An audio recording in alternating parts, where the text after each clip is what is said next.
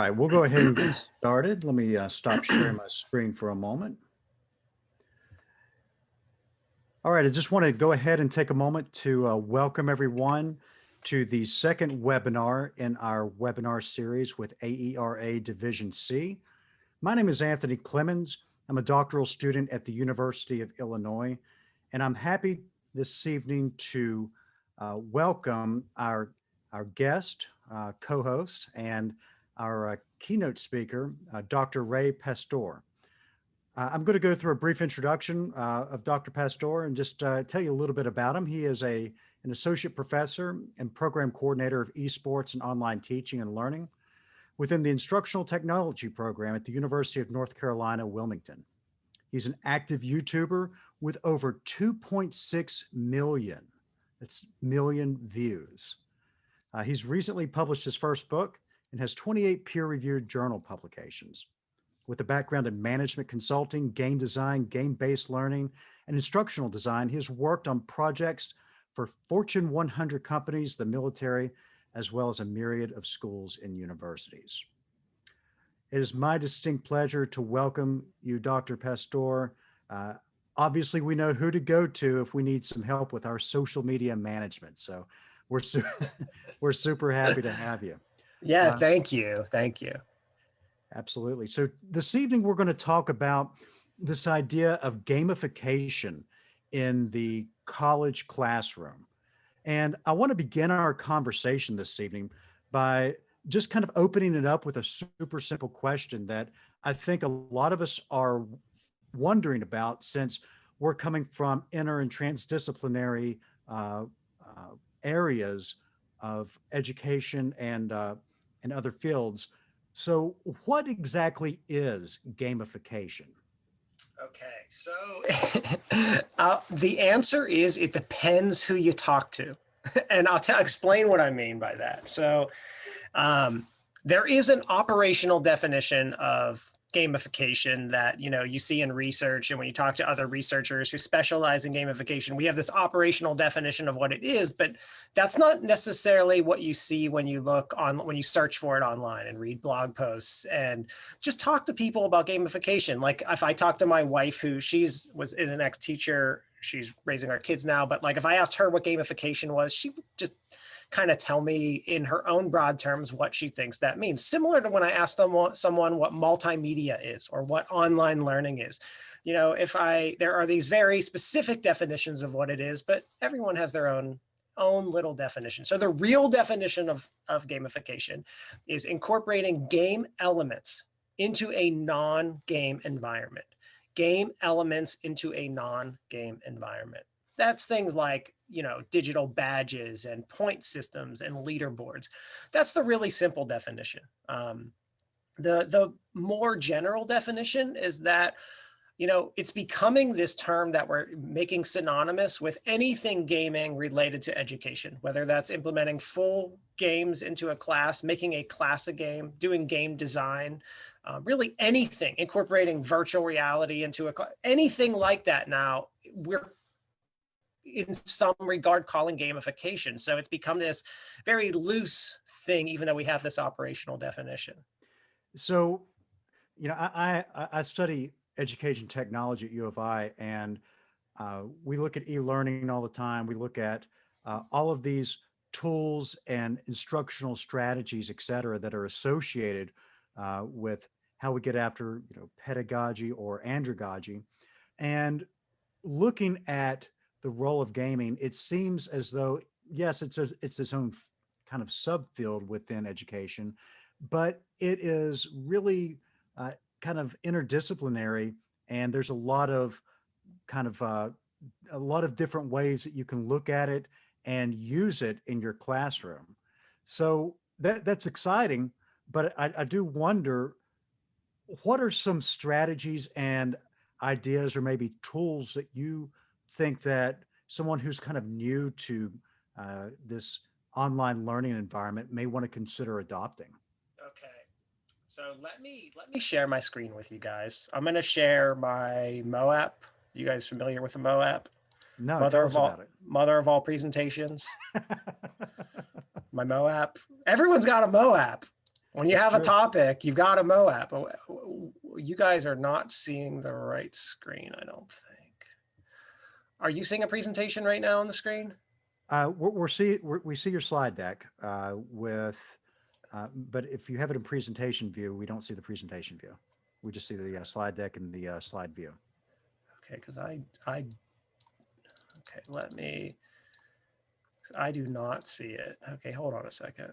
Sure Let thing. me, oh, you do see my slide deck. That's fine. That's all I need to show. Okay. Oh, cool. So you do see my presentation up here. We're good, right? We sure do. Good to go. All right. I could put subtitles on, but I don't need to do that. All right. So this is, I have this presentation. This is, I have like 50 slides, 30 to 50 slides in here that I can just pull up for whenever I'm talking about educational gaming to a topic, to an audience or a presentation. I have another presentation like this on esports, and they're all kind of combined together. And so I start out by telling people, here are the operational definitions of some of the terms that we use when we're talking about gaming or gamification. And we have gamification, which I've already explained to you guys. We have serious games or educational games, which are games used to design for educational purposes. Game-based learning, which is playing a game to learn. And simulations, which are immersive environments, not necessarily games. Just want to talk about that really quick. And I want to show you guys just how to implement this stuff and stuff, but I want to talk about, I just got to spend 2 minutes talking about some of the whys here so that you guys understand.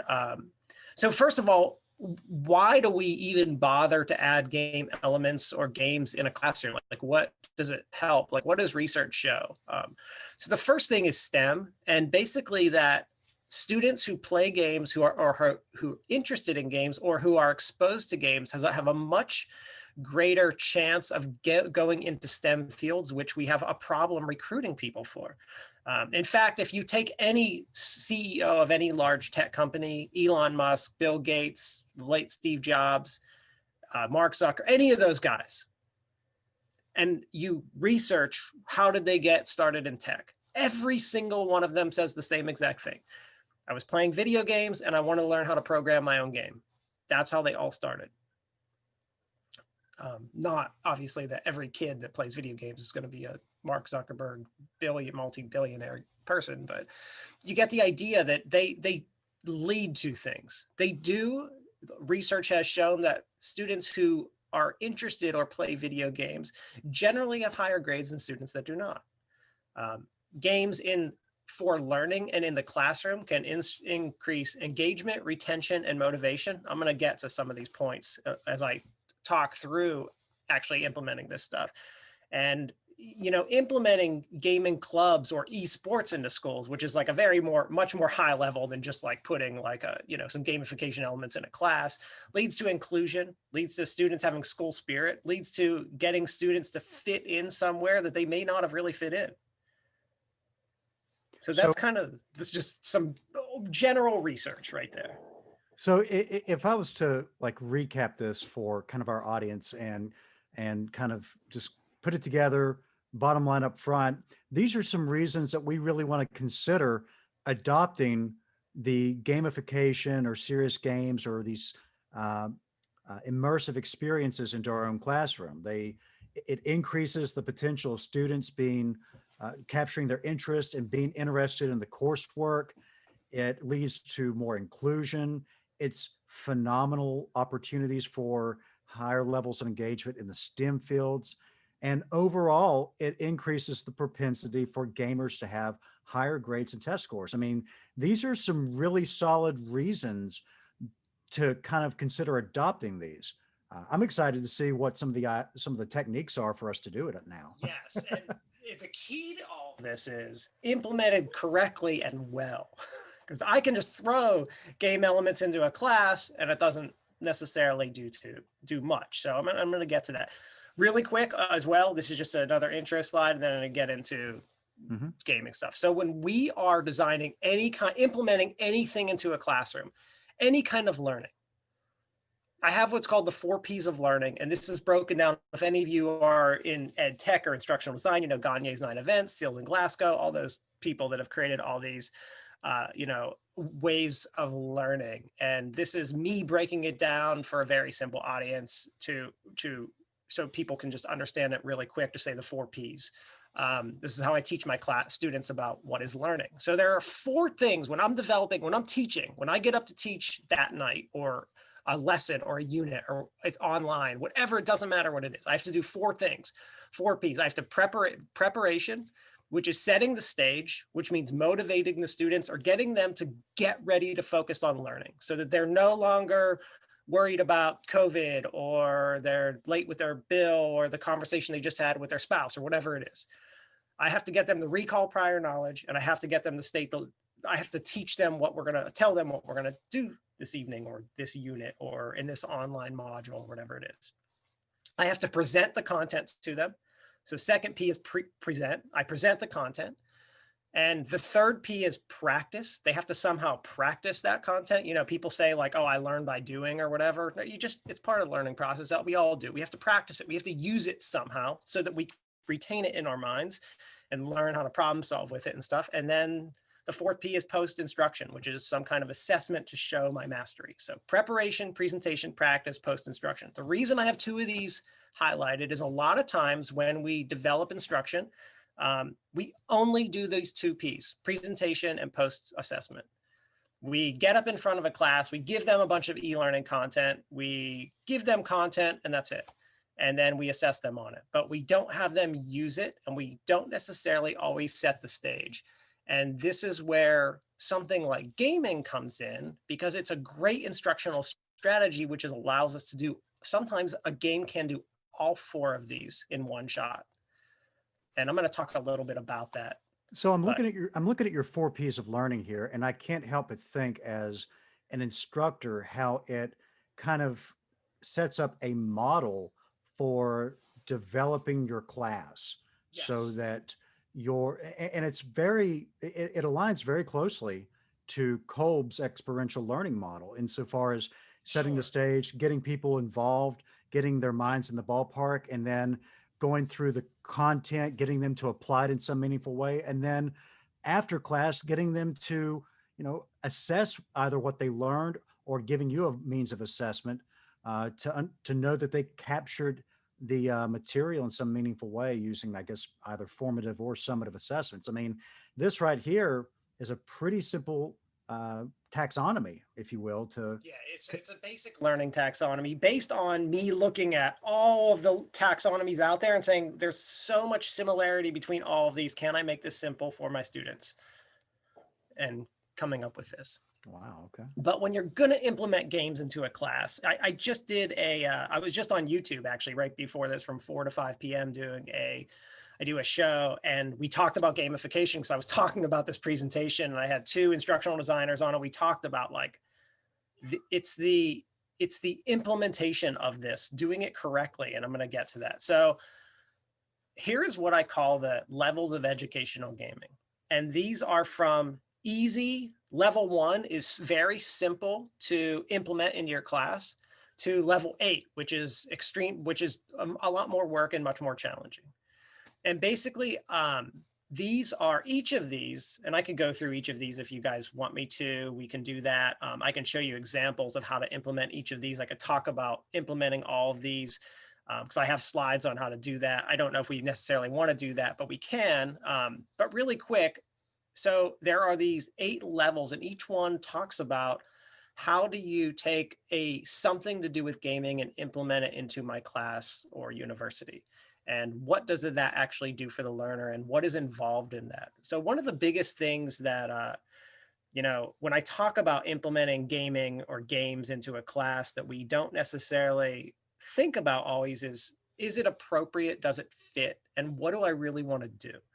So that's where I started with these levels, and then each one starts to explain that. So I can talk about each one of these if you want me to, Anthony. Yeah, absolutely. Because I think this gives us kind of a heuristic of the art of the possible whenever it comes to how far we want to maybe take gamification in our own classrooms.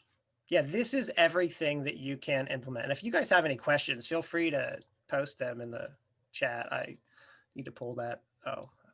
pull that So open, but. we're going to take we're going to take questions toward Oh, okay. the Gotcha. end, Gotcha. and Gotcha. we'll compile them for you.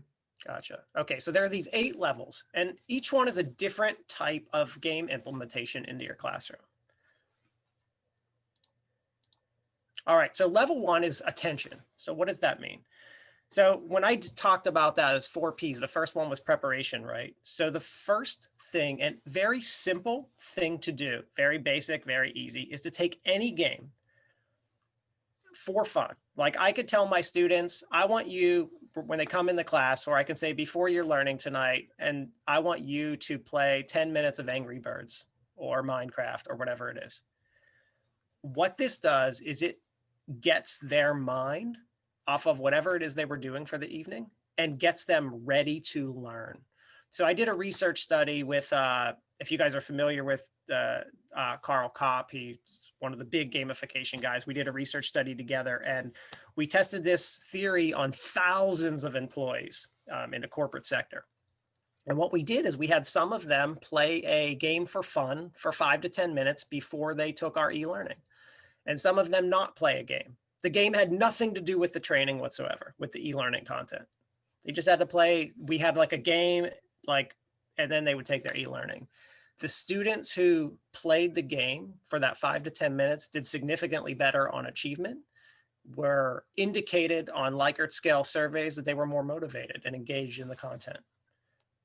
Because we got them ready for, it's that preparation, it's that getting them ready for learning. A lot of people think getting your learners ready for learning means like you have to make them like want to learn your content. It just means getting the past of their day, getting them in that state of flow, getting them ready to go. Brings a whole new meaning to icebreaker.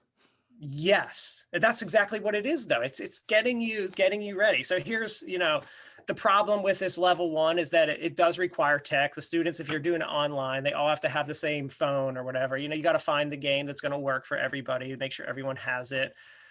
It does set the stage for learning.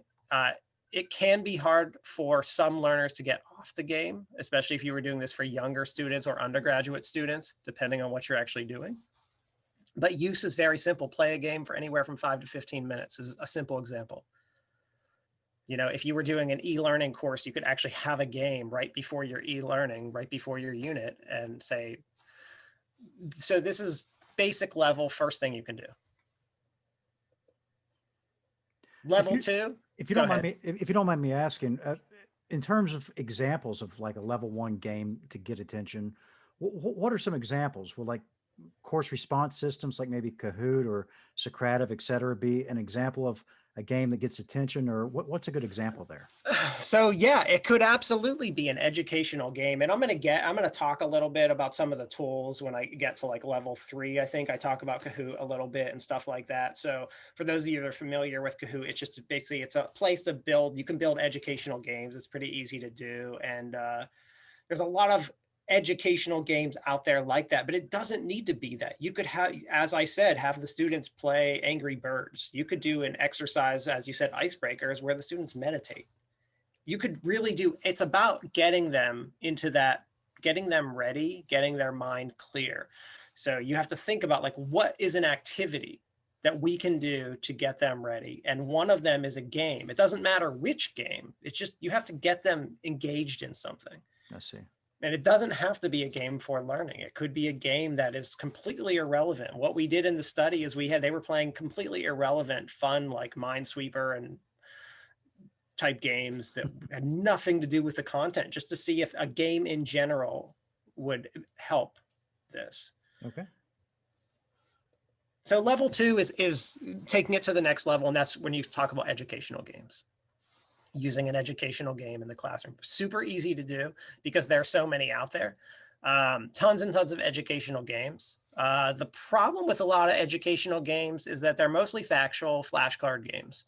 We're talking about like glorified flashcards, Jeopardy, Math Blaster. I mean, you guys have all played, or at some point in your lives, either played or used Jeopardy in the class. And it's great, it works. But,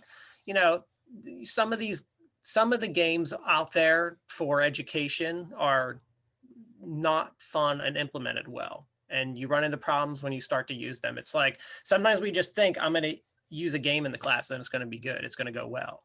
I have so many examples throughout the years of trying to have students play a game, and maybe it wasn't designed well. There wasn't a huge budget. It's not as fun as Call of Duty. Like, it's just not. So you have to use it correctly. You know, you have to think, like, you have to play this game and really prep and say, like, so as I scroll down here, I have these examples at the bottom. Boy, I have Jeopardy, Who Wants to Be a Millionaire, you know, pretty easy. There's so many PowerPoint templates out there to make your own, use them. But then we start to get into some cool stuff. Microsoft has Ribbon Hero 2, which teaches you about how to use Word, PowerPoint, and Excel. Tons of really cool coding, like if you're teaching programming games. So whatever your content is, you have to find it. But there's some really cool stuff out there, like Code Combat, really cool coding games out there that you can use in your classroom. Tons of chemistry stuff, science. Here's one about economics, virtuonomics, which is a really cool simulation, very similar to like a extended version of the old lemonade stand, if any of you have ever played that. But there are some really cool educational games out there that are free to use that you can find and use in your classroom. That brings us to adding interactive elements to the course, level 3, adding elements. What does that mean? That basically means adding things like we talked about when I talked about the general definition of gamification, like points, badges, certificates, leaderboards, progression bars, rewards, bonuses, leveling. So I'm going to go through a couple tools that allow you to do this stuff. I want to tell you guys a story though. So I don't know if any of you guys have heard of 3D Game Maker before, but 3D Game Maker, it just closed down actually, which is kind of sad. It was created out of Boise State. And it was a learning management system created, had to be like 8 years ago, 7 years ago, maybe like 2014, 2015, I think is when I used it. So 5 years ago. And it was a learning management system. So it replaced Blackboard or Canvas or whatever you were using. And it was 100% turned your course into a game. It had everything that you see here: points, badges, certificates, leaderboards, progression bars, rewards, bonuses, level. It had all of it. And you could just implement all of it into the students could create an avatar. All the assignments were called quests. It was really cool and neat. I implemented it into my, I was teaching a game design course, and I thought, well, that's the perfect course to, implement something like this. Students thought it was awesome. They loved everything about it. They liked all the badges. They thought it was super cool. Okay, so I'm like, oh, this is awesome. I'm going to use this for all my classes, right? So I use it for project management. I'm teaching a project management course, which fortunately I don't teach anymore because the students all find the content boring, because it's just not as fun as like game design. And I used this game. I was like, but you know what? Project management's a boring topic, right? So implementing this game stuff into it is going to make the class exciting. And it's going to be cool. The students are going to actually like my project management course. And the feedback I got from the same group of students who had just taken my game class and were ranting and raving about this learning management system, they were just like, the stuff just doesn't do as well with this class. This is a project management class. I kind of just need to get through the content. I'm not as worried about badges and stuff. Like, it made sense for the gaming course because it was about gaming, but like they just weren't into it. And the learning management system didn't fit well with the course. It just because I was implementing this stuff that I thought was really cool and that the students thought was really cool at first became boring to them the second time they experienced it. And it became almost more tedious that they had to learn all this, use this new LMS instead of everyone else was using Blackboard at the time. And so the moral of that story is you have to be very careful when you're implementing this stuff. You can't just say, I'm going to put badges into a class. So let me go to this next slide here and talk about something like badges. So like, who's done an awesome job implementing badges? Apple and Garmin. If any of you guys work out, every time I do a workout on my Apple Watch or my Garmin watch, I get a badge for if I work out on like Memorial Day, I get a badge. And why is it important? It's important because there's this community and we're all trying to get these achievements. You know who else does a great job of implementing badges? Video games. In my last talk I was having 30 minutes ago, we were talking about how certain games like Destiny and Halo and other games have these badges that you can earn. And it's because I can go into my profile online, see these badges, and there's this community around it. And it's like, wow, I have this cool badge that other people wanted to get. And one of the people talking in my presentation I just did is they said, well, how do you implement this into higher ed? Like, she was on an e-learning team, and she said, well, how do we, if we want this to actually be useful to like professors, what would make it useful to faculty members? And it was, well, make it so that maybe every time I attend a training session, I sign in, and all of a sudden it's going to like put that badge into some kind of profile system that we have. Make it meaningful to me. And why is that meaningful to me as a professor? Well, because when I go to do my end of the year review, I can just log in and see all the stuff. And it didn't matter if it was a badge or just recording it, but all of a sudden we're making meaning out of this. And maybe we could have a professor profile, and people could look and see all the stuff that I've done, and it could be some kind of badge or reward system like that. So how do we take this and make it a community? And that's the same with your assignments in your class. How do you take a badge like system and make it so the students actually care about it? How do you create that community that they're like, oh, okay, I got this. It's cool, or it's exciting, or it's neat, instead of I got this, who cares? I just need an A in here. And it's thinking about how do I do that appropriately for my students and my content area. And that's the same with all of this stuff. Like, think about, these are examples of how they're used outside of education successfully. Like, think about rewards, like your gas card that you get, or point system, or like for your credit card. Like, that's gamification, and that works because it's meaningful to you, because the more points you have, the more stuff you can buy, right? With, if you, any of you are Reddit users, you get karma points. Think about social media, like I want to be an influencer on Instagram, I need to get like how many likes can I get for this pic versus the next one? That's gamification implemented so well.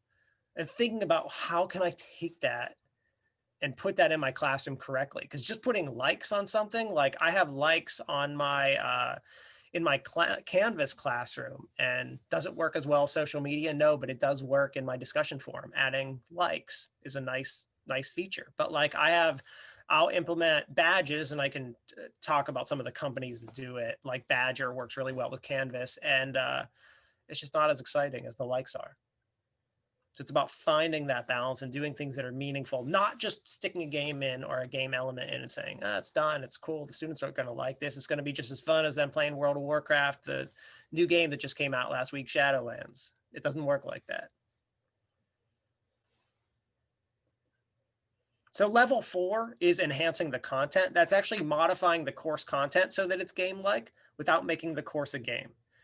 And what that means is using things like, actually, when you're doing that P, the presentation, implementing stories, putting the students on scavenger hunts or quests, having different time constraints for activities, allowing them to have gamer tags or avatars in a class, or contests or challenges. So let me give you guys an example of a contest or challenge that I actually used in my project management class that I said my students hate. My students actually loved my contest that I had, but they did hate me for it because it was a lot of work. So let me talk about that. So what I did is I had this class, project management is the most boring topic. I know it's cool information that like it's very necessary, but it is just a boring content. For any of you who are business faculty or know about project management, we were teaching PMBOK, the project management professional from Project Management Institute content. It's just boring content. So what I did is I set up the class. The whole entire class was a contest. So what I did is I took a real live proposal from the military. And the course was based on instructional design. So it was project management with an instructional design twist. So what I did is the students had to create a big project plan for a pretend project, right? I would have loved to have them use real clients, which I do for some of my courses, but they couldn't for this, because who wants a classroom of students creating a project plan for a real project for them? Nobody. They want interns to something like that. So what I did is I took a real proposal from the military, usually because the military would release all of their proposals from like Department of Defense, and I would modify that proposal for my class and give it to my students and tell them, you are all competing to create the best proposal on this project. And I had to have a reward. So the reward for the student that won was going to be, they would not have to take the final exam. And the class was going to vote on the best project. I would give them a rubric of like, it was like 2,000 line rubric. It was crazy. It's why they didn't like me, because this assignment was very tedious, but they did love and appreciate the assignment. They loved the contest. And I would have a live session, even though the course was taught online. I would have a live session, and if students couldn't come, it was recorded, where I would announce the winner of the contest towards the end of the semester. I had students turning in like 150-page proposals because they were so motivated to win the contest. When I would announce the winners of the contest, the winner, I would have students visibly crying in class on the camera because they didn't win. That's how emotionally attached they became to the project. I'm not saying that's good. You don't want your students crying and stuff, but they were that into it. They cared that much. They put so much of their heart and soul into that project that they couldn't believe they weren't the best one. But they were competing against their classmates to create the best one. And then in addition to that, I created a badge that said you won, and every year I'd present who all the winners were to the previous class. So it was like here were the last 8 years of winners, and you could get your name up here. And it became this competition, and students it made the course so much better. They didn't it was a lot of work. The course was very work heavy and stuff, but I would have students come back to me, even today, will come back to me years later and be like the winner, and be like, I put so much work. I'm so glad. That was such a good class because we did that. So there are ways to make it do cool stuff. And I'm not even thinking like a contest like that. Is that like implementing gaming into my class? It is. That's gamification right there. That contest that I did. It doesn't always have to be like this tech, the game had nothing to do with technology. There was no tool, there was no anything. It was me creating a contest, creating this great thing that was probably one of the best examples of gamification I ever implemented into a class, and has nothing to do with technology. So, Dr. Pastore, I'm listening to your to this, and it sounds absolutely incredible. And I can tell you, I've worked in proposal development with the military before, and I've seen this happen. And it strikes me that gamification isn't just about, like you said, digital tools and whatnot. It's also about designing relevant scenarios to meet the needs of the course, but to also educate your students in what some of the realities are that they're going to be facing possibly with the course content, and applying that in a meaningful way. Absolutely. With a relevant scenario. Absolutely. That's how you have to do it. Because think about that video game that's super fun, or that reward card from, I can even go to the next thing here, these examples outside education, the Domino's pizza app, which allows you to build a pizza and you can win and get if enough people like the pizza that you made, you win a prize. Like having these likes in social media, create meaning around what you're actually implementing. And students will, it's not just, I'm going to put badges into a course. The badge for winning the project management contest was important. The badge for completing assignment 1, students said, this is a waste, I don't care about it. It's creating, games, and these companies have done such a good job of creating that story, that community around it. And it's so, how do you create that story and that community around what you're implementing to make it good?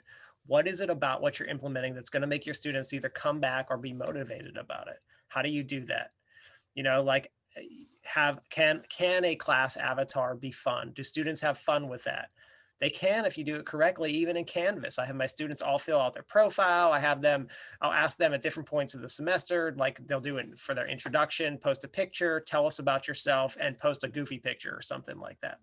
But make it so they all love that introduction discussion board, because I've made it fun and they get to meet each other and talk. So how do I bring them back? But other companies have done such a good job of trying to figure out how to make things meaningful. So that's what we need to do. It's not just a simple task of, oh, well, Canvas or Blackboard has badges, so let me throw some up in my class and see if students like that. It's probably not going to work. It's the same thing with like saying like, oh, you know what I'm going to play? We're going to play like Jeopardy tonight. And Jeopardy is cool. I don't like bashing Jeopardy, but it's just such a, like, the first thing everyone thinks of, and everyone's played it, and you're really only assessing factual information. They're not doing anything. They're learning it's flashcards. And here are some tools that people use for gamification, just so you guys could have some links for stuff. But it's not about the tools. And the thing is, all these tools that you see up on the screen here, these are all Web 2.0 tools. I don't know if these companies are going to exist in 2 years, because the list I would have given you 2 years ago probably wouldn't have included any of these. These tools go in and out of style like crazy. I mean, Classcraft has been around for a while. Kahoot's been around for a while. Open Badges has been around for a while. But in general, it's not about the tool. It's about, here's what I want to do. I mean, I can say, I want to have my students, I want to do this cool activity where I'm going to put this quiz and they're going to answer it on their phones and we're going to get points or something like that. It doesn't matter what app I use. There's literally like 50 quiz apps that I can pull up for education that are going to work on Android and Apple phones that I can pick from to use. It doesn't matter. It's that I have this cool idea. Here's how I'm going to implement it. Now let me go find the tool that's going to help me do that. I mean, some of these are really interesting though. Like, so Badger works really well with Canvas. So it's a great tool to use if you're using Canvas learning management system, which a lot of universities are. I know Blackboard has I don't know if they use Badger or not, but I know Blackboard as well has a great badge system now. But you can always create your own with Mozilla Open Badges. Kahoot, as Anthony mentioned, is a great tool for, creating games. They have a bunch of lessons and stuff that you can just kind of pull up and put together pretty quickly. And there's a limited, the free version is actually not bad. It does some good enough for you to implement some stuff. Classcraft is a tool that is really interesting, which I would definitely recommend if you're thinking about like, really, it's one of those tools for making your class a game.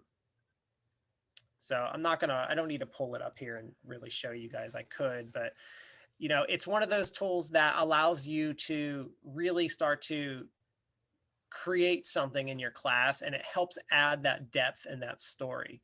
But it's another tool that your students are going to have to access in addition to like Canvas or Blackboard. So I hate having students access a lot of things because it starts to get confusing for them. So when you're implementing something like Classcraft, you have to think about like, are students going to really continuously go to this and use it?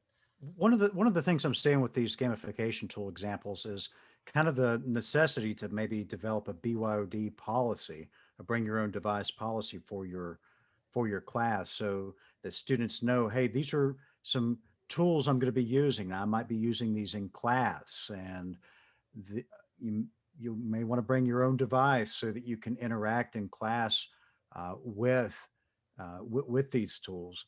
But you used a term a moment ago, Web 2.0, that some of us may not be familiar with. I know there's 1.0 and there's a discussion about us going to transitioning into 3.0 now. What is Web 2.0 and the tools that are associated with it? What do you mean by that? Okay, so Web 1.0 is simply the web, the internet, like go into a website, seeing a news website, Web 1.0. Web 2.0 is you interacting with the web, Facebook, a blog.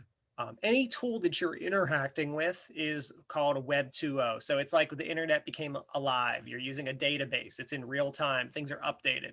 That's Web 2.0. And then Web 3.0 is the AI power behind it, that things are going to, when you search something, we're using like smart AI searches that are learning. So that's where Web 3.0 comes in. And, I use the term and they're really, it doesn't matter too much. We kind of all, as long as I'm talking about tools, but yeah, I did use the term, so I should say what it is. But yeah, that's Web 2.0 just really means like there's a database behind it and you're passing live information back and forth. Things like discussions can happen real time and stuff like that. Oh, that's really helpful. Thank you.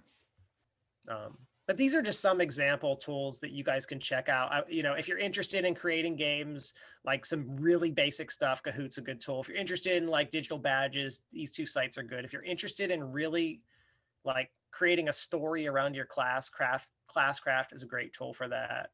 Goose Chase is good for scavenger hunts. Here are just 2 quiz out of a million quiz apps that are out there. 5.0 is actually taking off-the-shelf games and using them for learning purposes. So that means like, actually using Minecraft in your class, or using World of Warcraft, or using, we've had the Army created America's Army, even taking something like a Rubik's Cube to teach, math or something like that, or patterns, how to develop things. I have Rubik's Cubes all over my office that I use all the time whenever I'm bored, and I just put them together. Helps me think. But any kind of off-the-shelf tool that's already been developed, not for learning, and using it. So I've done a lot of stuff with Minecraft in my class, where I've had students develop games. I've had students really learn how to build and do some entry-level programming with Minecraft. Create or write about your favorite character, taking things in pop culture and applying it to assignments and making it meaningful. But taking an off-the-shelf game and actually using it. The difficulty with this is all of a sudden you do need to require possibly computers that could handle the game and stuff like that. So there are some challenges with using off-the-shelf games. And I'm going to talk in a minute about doing this a little more extensively, how some people have used off-the-shelf games in their courses, because it's kind of cool, some of the stuff that people have been doing. So level 6 is actually building games: construction, design, develop, publish.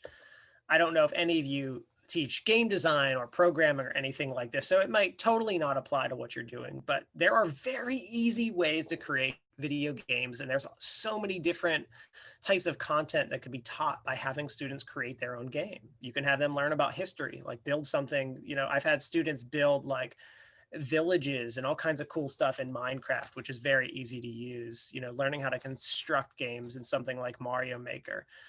But then it can get more complicated, where you have these game engines like Scratch, which is designed for kids, but it's perfect for high school, college, and even adults to learn basic programming and learn how to build some kind of multimedia. And there's popular kids games like Roblox, which is going to be IPOing next month.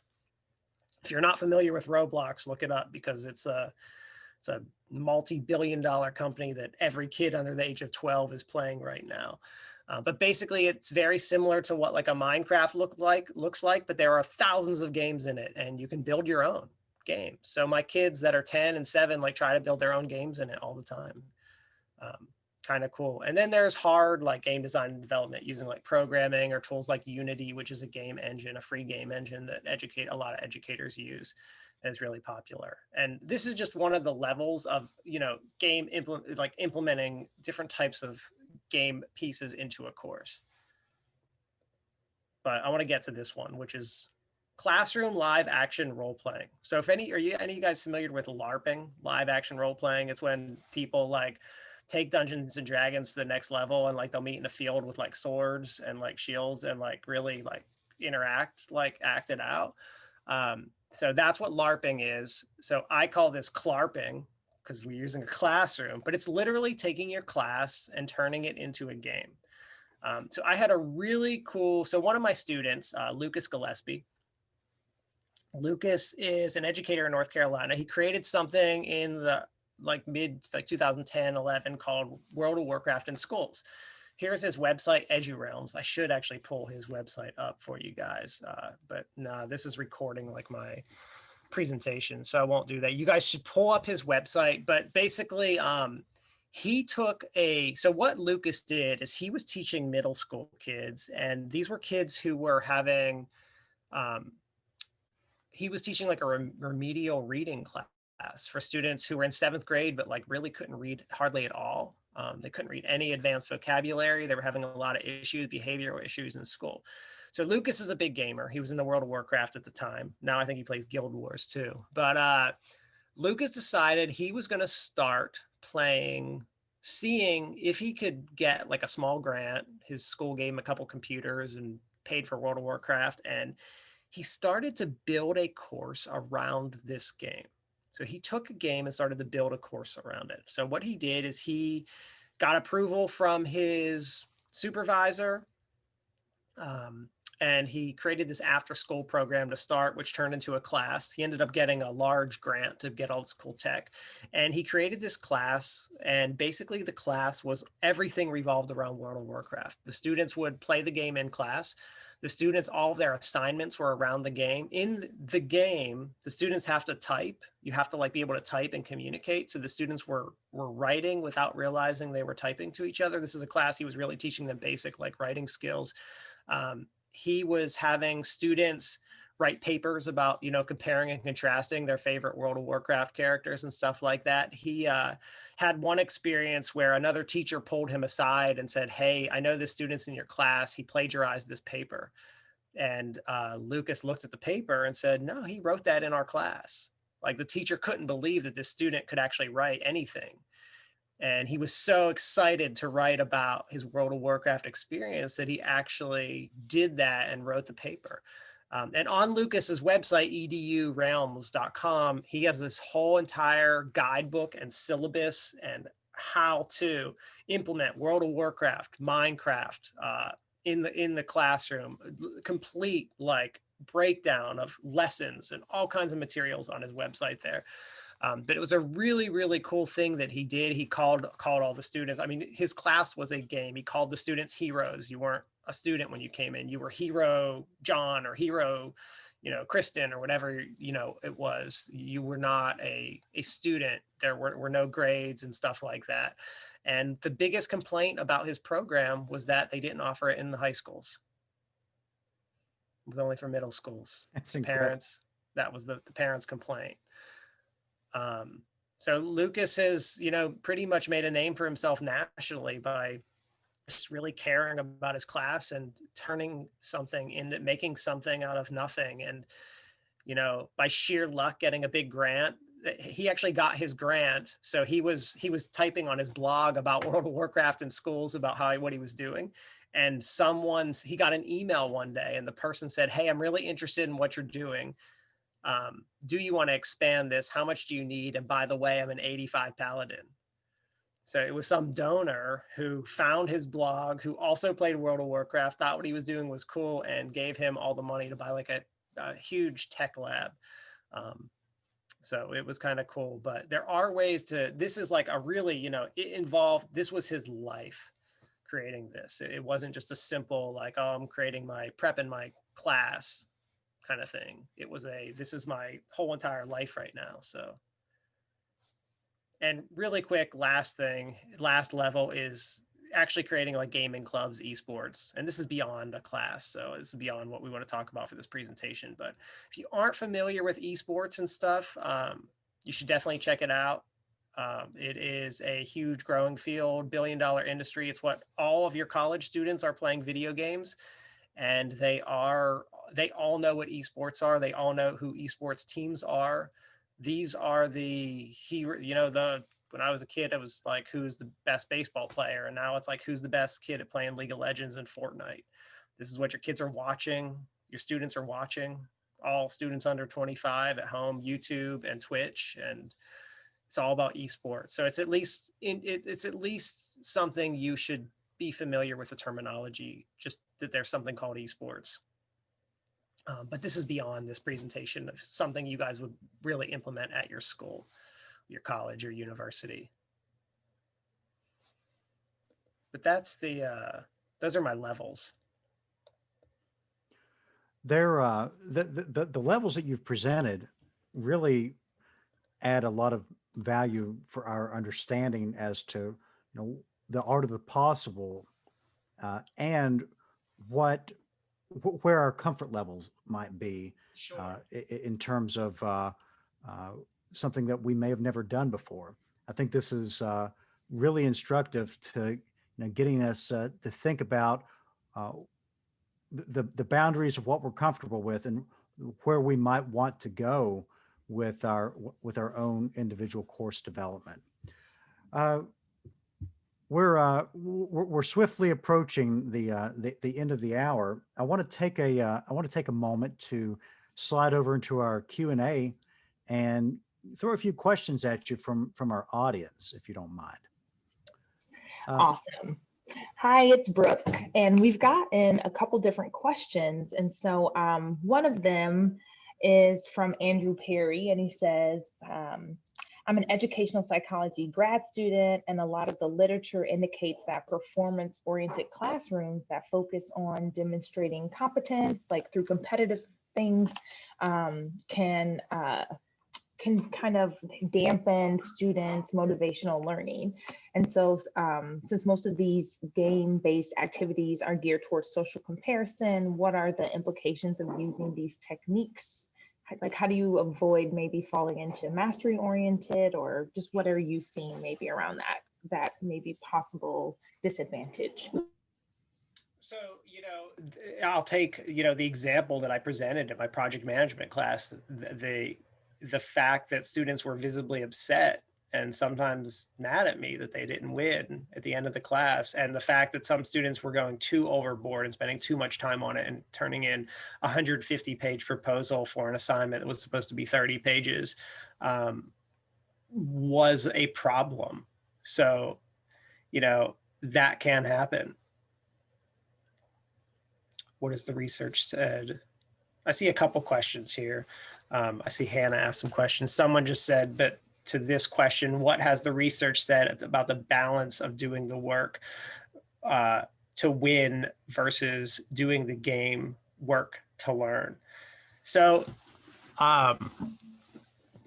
basically what happens is, so first of all, as far as there is not a lot of research around really taking a fun game like this and oh, that question disappeared. I just lost it. It's right under answered. Oh, sorry. Okay, my apologies. Gotcha. I moved it over too quickly.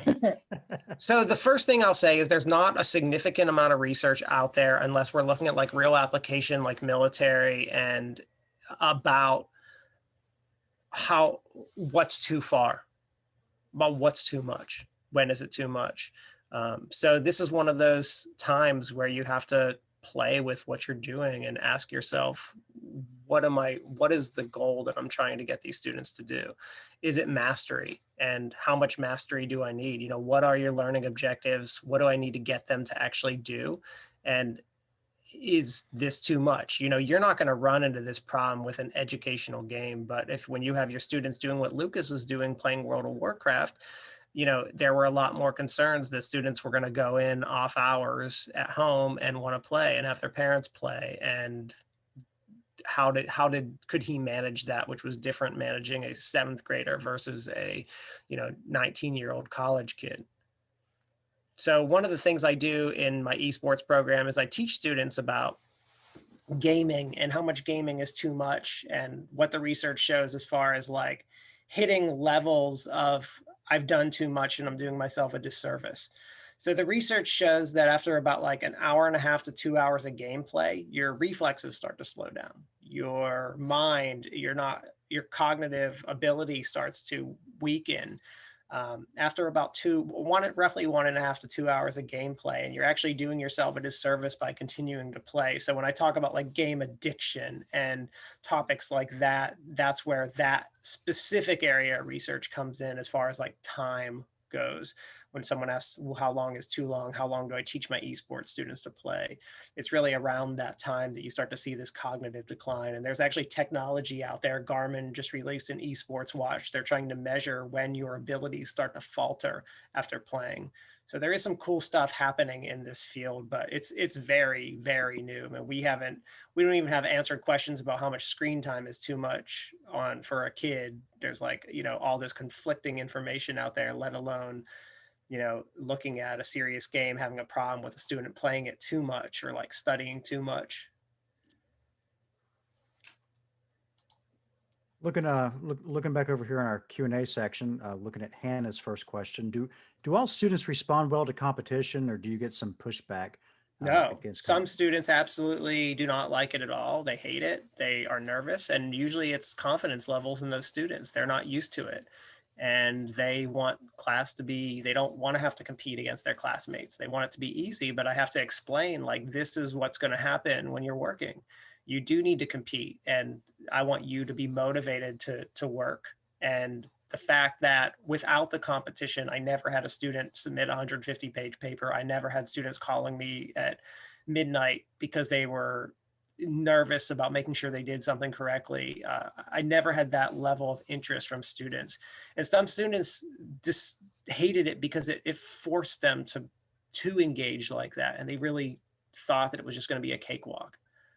So those are the kind of pushback that I got. And I did have students after the competition be upset that they didn't win. But I had to explain, these are graduate level, everyone average age of 30 years old, and they were upset they didn't win the project management contest in my class. So yeah. And I'm sorry, Hannah had a follow-up for Jeopardy. Is it just it is just flashcards, but it is based on the theory and testing effect being good for learning. Are any of the other gamification elements based in learning theory? It depends. So, I mean, Jeopardy's not an element. Jeopardy's a game. So it's all about what are your goals and what are you trying to do? As I showed, like that preparation, presentation, practice, where does the game fit into that?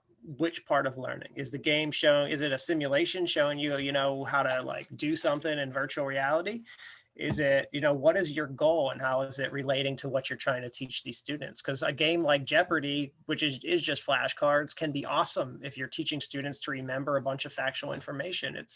It can be really good and effective for that objective. But if you're trying to get students to be able to like build a car, Jeopardy is not going to really help them other than teaching them to identify pieces or learning some procedural like steps. I feel like just following up a little bit on what you're saying. I feel like the instructional technology departments or the centers for teaching and learning that are at many campuses across the U.S. Many times, if you walk in and tell them, "Hey, I saw this. I would like to do this," is there somebody here who can help me implement this in a way that makes sense for my course? That's a resource that you can leverage on your own campus sometimes to kind of help you along in implementing some of these tools depending on the level you're trying to get at. So I want to kind of throw that out to the audience and just kind of remind you, hey, the taxonomy that Dr. Pastore has presented here is something that you can work with your Center for Teaching and Learning to kind of consider in terms of implementation of your own course. Now, John Fisher here asked a question. Do you have a suggested progression to implement the gamification? Like you start at level 2 or just jump in wherever? Each level is so different from one another. I would suggest you jump in where it fits in best with your class and what your level of motivation and comfort is. I did the progression based on pretty much ease of implementation. Like it's pretty easy to take like a game that's already been developed by someone else that's educational, that fits some objectives for your class and putting it into a lesson. It's pretty easy to do that. It's a lot more difficult than to try to make your whole class a game. The prep work and level of commitment and stuff is a lot more. So it's all about what you're comfortable with and what you think your class needs and what you think will work with your students, what they'll like. And sometimes it's a matter of playing around with a few different ideas and really seeing like what's the best way to make this work for, my end goal and my students. Yeah, absolutely. That could be a good opportunity to maybe implement a survey and get your students' response as to what they would like and see what their preferences are. Thank you, John, for that question. Last but not least, somebody with a wonderful last name of Clemons, Devin Clemons. I'm a graduate student getting my master's degree in higher education this May. Congratulations, Devin. I never really considered the idea of working in esports. As someone who is super passionate about education and video games, maybe this is a path I can go down. What would you recommend as a first step?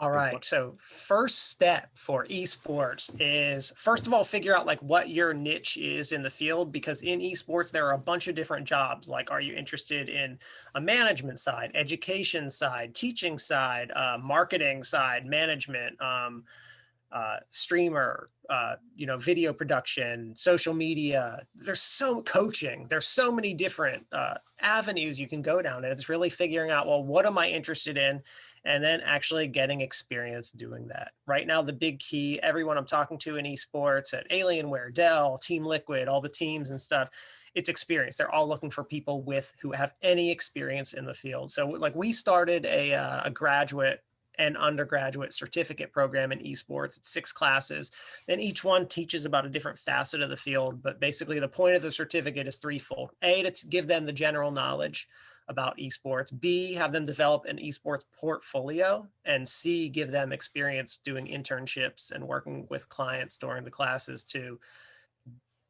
actually have experience when they go to apply for the jobs. But it's really just about getting experience right now at this point, whether that's internships and figuring out where you fit into the field. Like, obviously, if you're a shoutcaster, you need to have a good voice and know how to, narrate a game, versus someone who's interested in marketing or coaching or teaching or facilitation.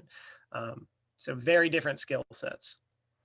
I know in at least e-learning, portfolios are becoming more and more important, because Absolutely. That's exactly what employers look for. You got to have an e-learning. If any e-learning, any instructional design, ed tech program and portfolio is 100% the biggest thing you should be developing throughout the program and end with it. Absolutely. Well, that wraps up our Q&A session, and unfortunately, that's all the time we have. We set aside an hour, and we appreciate everyone coming out this evening and giving us just a few moments of your time. I want to go ahead and make a plug for Dr. Ray Pastore. Dr. Pastore, this is how you can contact him. You want to give us some additional information, Dr. Pastore, here? Yeah. So here's my website, guys, raypastore.com. All my links for LinkedIn, Twitter, YouTube, everything's right on there. If you're interested in instructional design, I wrote a book about it. It's free on my website. So go grab a free copy of it. And I've got a bunch of cool stuff on my YouTube channel about so many different topics, from gaming, esports, tech, instructional technology, instructional design, Photoshop, Captivate, how-tos, all kinds of, I have all kinds of different stuff on there. I have, 700 or 800 videos on my YouTube channel. So I'm creating videos all the time. I love being on camera for some reason. It's just, my video is my thing. I like editing. I like being on it. I like talking. I like having all the tech and like setting it all up and the lighting.